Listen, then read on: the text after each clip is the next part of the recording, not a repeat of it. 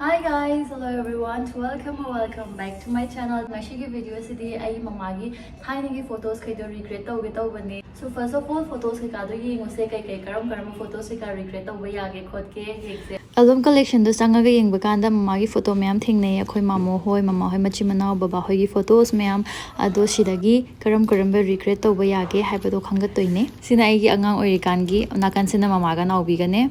Finalize story sina sigi sari sine sigi sari shiga rani fisiga makeup khara taw shan se light makeup oina haidi yam ke draga su kitang kira gadi prep oidana lipstick ki oina di mama haiba plastic positive amadi pada certified oiba indian brands asidagi aigi apamba lipstick set manga laujare sigi se khoi gi mama art ki moisture matte long stay lipstick ne magi sets makhal mayam le sidagi this is my 5 favorites.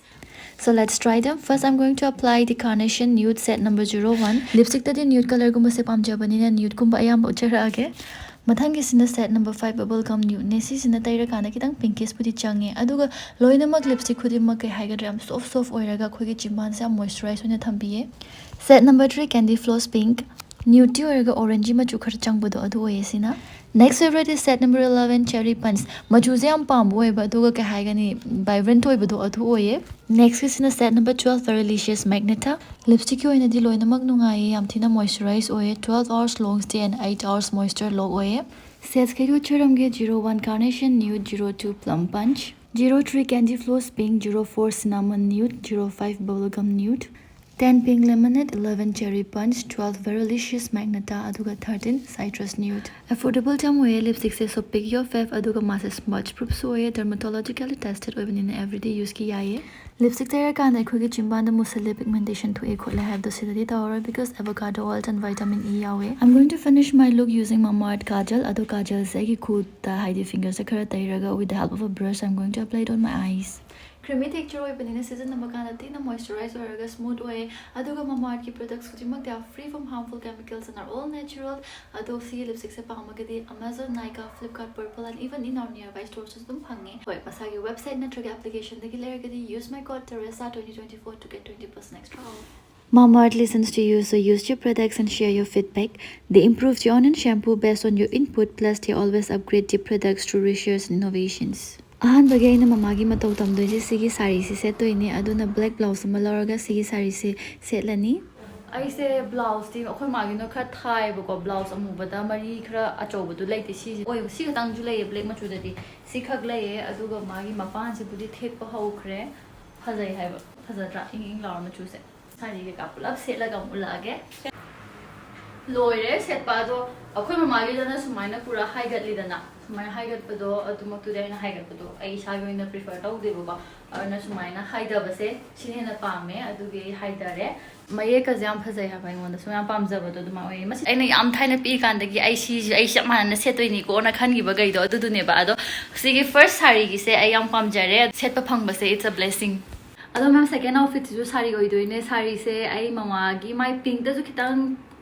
purple oina kitang yaktak mai chat pido adu maina oi buko adu gi da mana mamana seli se khutang asang bi amu bi fruit ama lile adu ai gi dadi sumaina haina mapan da thain chatte ba mama gi di adu ai gi di chatta bado laita bani na si arai ba se tum se chalani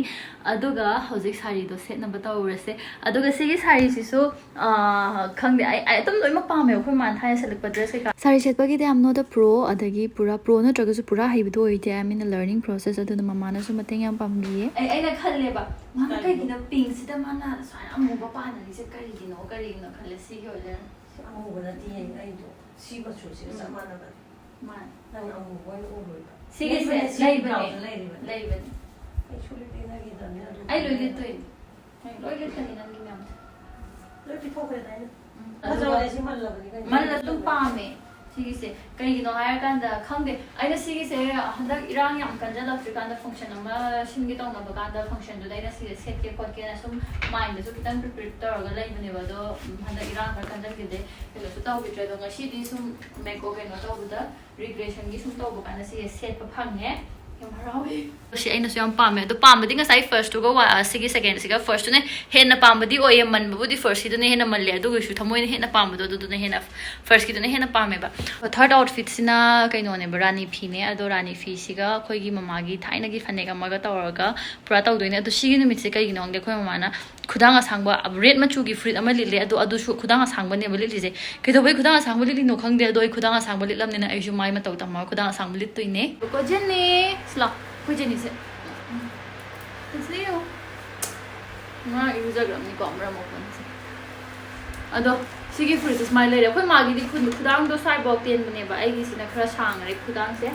ado sigi sida mama na set pa phanek tu ga phanek to matam do dadi mapan do yam pak koi dam ni na ina sigi thaine se dum oi bane ko sigi phane ano ba gi hai ga mapan yam pak pa na tradi set pa tan li ga na ga hai bi ja to adu I'm not that kind of person I did phanek ko di set pa je thaine gi ne hena comfortable to oi ba aduna thaine gi ne hena su prefer ta we pa do hoje ki dum matam matam ni ne adu bu thaine gi si ne hena khwang ga sa ba phanek yam na hoje ti khwang ni sa ba sam lai tre ko ado khwang ga sa ba ai yam pam ai di khwang ga sa do loi gi do re matam do mi gai khwang ga sa ba lai na roi kai na ga ni ham ran yum ga lesion ba ga yaw ga ha ba amutang da hai do paisa to machi thi da ga hai di loi gi do ra bani phang roi da bani ko kai na hai bai preserve to ning bai ai ngon da collection oi na tham ning bai da mak ta ko adum lotion ba ga yaw khra bani ado sigi phanik si ma set lage adu ga mama gi phi sa sigi sina sida lai re ti phe ha ba Haze ado ai kenu hangi na ma simba chu je na angang ba sila mi je kai gi no Ko ba le ko ti san san no. hoi ado ai si ta jala ga la gi ko ai am pa me ba sigi phi je sigi sina ko mama ga ko baba gi lu hong ba gi da baba no ma da ku je ba pi bane hai ba do baba na ga tora ga baba na khanjara ga lai bane ga hai aduna sigi phi je ko ma nam special ne thamja bane ba sigi makeover tora ga su sana nu nga kan kai ha pa khot ba di taw dre ba because like dress ko tang set laga ai wanda thamoi da benja ba do adu khatang gi adu gi feeling do phamni ai khat taw ja bane adu ga kri hai ni ngasai mama gi dress tha ani su ba si na ku ja bai lai da na ani su ba da mama na kai no taw gi ba do kai ba red clip do red ki sari do adu na mama ga baba ga chen ba da set the dress ne hai ba adu ga ngasai gi first ki do na khoi mama ga baba ga te chat da set the dress ne ba ko adu gi adu kha oina regret ore atai do regret to ge to ka da ai do boyfriend jeans su lai te adu gi boyfriend jeans su lai ta ba gi ai se adu ma di taw dresses na si gi ahum je khat tawre mathang da ke no tawra ke adu ga na si dum yai ko phaja bra da mama gi first second third ki picture ge se ne regret to ja bane ado ngasi gi di regression ri am taw ge di khan bane ado ai mon da dress to yam lai bu su oi da ba khoi ma do thai na gi ma na jeans ku set ba gi na boyfriend jeans ku boy ba gi ai do boyfriend jeans lai te ado ga jeans atai du su parallel oi ga so ai se mafam chana tham gi da bai thibam la hom mi khang khang dri ba ko ado minus lai ba gi ai se chana ba dress khara mana ba ama do ri lai tam ni na exact to nga ka regret to ja bane ado thoi mathang da su ato pa regression su ma sum to ra ke like sometimes sumaina moments se ka dagi memories ke ka sum regret ta we na sum khanja bagi aina shigi video se namak bane bu ka na ma shigi da video se sai da lotion jarage adum yin bi bai da mata thank you very much tan ja si loraga ke nom ta ga haija hoge haidi hoje hoje thoi ba irang se sigi siga mari leina ba updates kumba dagi news kumba khamninga gadi e pau manipur update hai na khoi gi facebook page ma su lai adu ga sigi facebook page se masagi hoina khoi na whatsapp ma su phangduk se bu ba adu na kai yumba whatsapp group ta join tongninga gadi adu message thabiro e pau manipur update ki khoi gi facebook ki messenger da message ta lang thabiro adu khoi dum etok sarake haidi etok ba khoi hana verify tog dui ni ko aadhar ke ka हम पे check करोगा क्या तो दुनिया दो पर सीगी से सु मैं हम तो सुन खाना नहीं है कहीं तो हार का अंदर अपडेटेड होने लगे तो सब दरकार हो ये अदो एक ऐसी की वीडियो से साइड लोशन जराएंगे bye bye I love you all and stay safe